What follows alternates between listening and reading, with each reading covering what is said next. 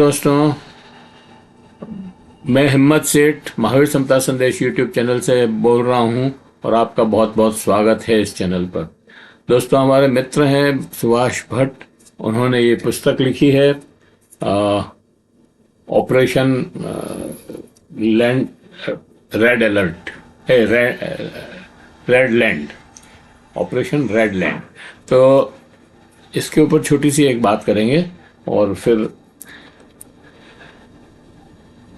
तो वो रांची के रहने वाले हैं और उनका जन्म जो है बिहार में हुआ है और बंगाल के बिल्कुल पास में है।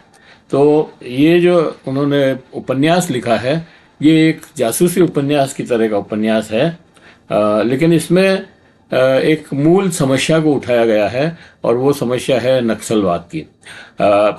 नाम तो नहीं लिखा है उन्होंने, लेकिन उसकी पूरी बनावट से ऐसा लगता है कि वो नक्सलवादी समस्या पर ही बात कर रहे हैं।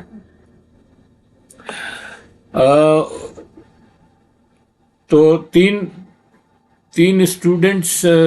दोस्त होते हैं जो दिल्ली के एक कॉलेज में साथ पढ़ते हैं, एक यूनिवर्सिटी में पढ़ते हैं, और तीनों का गोल होता है कि हम पढ़ाई करके समाज सेवा करेंगे। और एक उसमें से एक लेडी होती है, मतलब उनकी दोस्त होती है वो आईएएस की तैयारी करना शुरू कर देती है। एक जो दूसरे व्यक्ति हैं वो आईपीएस की तैयारी करते हैं। और ये जो इस उपन्यास के हीरो हैं प्रणय, वो कहते हैं कि नहीं भाई, मैं तो गांव जाऊंगा और गांव के लोगों का संगठन बनाऊंगा और वहाँ पर जो जमींदार और ठेकेदार और सामंत और वो जो लोग वहाँ पर अत्याचार कर रहे हैं, उनसे मैं उन गांव वालों को मुक्ति दिलाऊंगा, आज़ादी दिलाऊंगा। तो तीनों अपने अपने काम में चले जाते हैं। और वो जो गांव में जाता है, वो पहले तो कुछ लोगों को वहाँ के जमींदार से और सामंतों से जो है वो लड़ाई करता है, संगठन बनाता है, लड़ाई करता है और उन लोगों को परास्त करता है। कुछ को गोली भी मार देता है। धीरे धीरे उसका जिले में बड़ा नाम हो जाता है, उसका संगठन फैलने लगता है। फिर 13-14 जिलों में संगठन हो जाता है। लेकिन वो ऑपरेशन, उसके खिलाफ जो है सरकार ऑपरेशन रेड अलर्ट चालू करती है। ये प्रणय जो है, ये गरीबी अमीरी के भेद को कम करना और गैर बराबरी जो फैली हुई है उसको समाप्त करने की लड़ाई लड़ता है वहाँ पर। लेकिन आप जानते हैं कि ऐसी लड़ाइयाँ सफल नहीं हो पाती है पूरी तरह से, क्योंकि जनता पूरी तरह उनसे साथ नहीं होती है और सबके स्वार्थ होते हैं। पुलिस और प्रशासन उनको आतंकवादी और पता नहीं क्या क्या कह करके उनके ऊपर कार्रवाई करता है।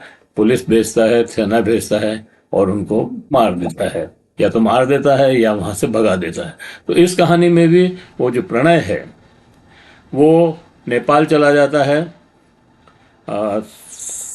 वहाँ पर उसका काम खत्म हो जाता है, मतलब उसका संगठन तीतर बीतर हो जाता है, कुछ लोगों को मार दिया जाता है और वो वहाँ से नेपाल भाग जाता है। और नेपाल भागने के बाद भी वो ये कहता है कि संग्राम अभी जारी है। तो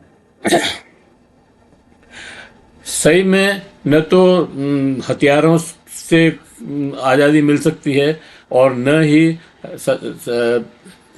सरकारी हिंसा से भी शांति नहीं हो सकती है। दोनों को समन्वय करना पड़ेगा, बातचीत करके ही और संवाद करके ही और फैसले लेने पड़ेंगे, तभी जाकर के इसका हल निकलेगा। हाँ, ग्रामीण विकास की जो बात है उस पर ज़्यादा ध्यान देने की ज़रूरत है। तो यही इसको समाप्त करते हैं। उसके दोस्त उसको समझाते हैं, दोनों आईपीएस और आईएएस जो दोनों उसी जिले में आ जाते हैं, तो समझाते हैं, लेकिन उसके समझ में नहीं आती है और अंततः वह नेपाल भाग जाता है। सुभाष भट्ट को हम बधाई देते हैं कि उसने एक अच्छा मूव किया और उन्होंने एक इस